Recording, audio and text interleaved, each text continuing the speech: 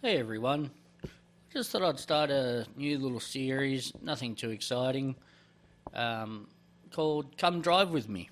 So what I'm doing is just driving my car to different places. So today I'm driving to work from Penrith to Hurstville. So you can see what happens along the way for me.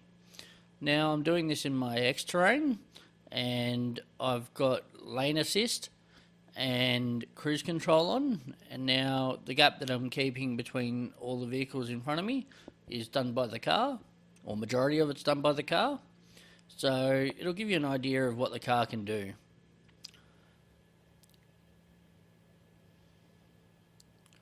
I figured that this would be a good way to show people what Sydney is like if you're not in the area, and if you just like watching hyperlapse videos, this is also a good video for you to watch. If you'd like me to talk about things during these videos, leave a comment below and I can talk about different subject matters below. I hope you enjoy this video. It's not too exciting, but you'll get to see other cars that are on the road and you'll be able to see what the traffic's like. This is on a weekday and it was about 1 PM when I was driving. Make sure you leave a comment below of what you'd like to see next.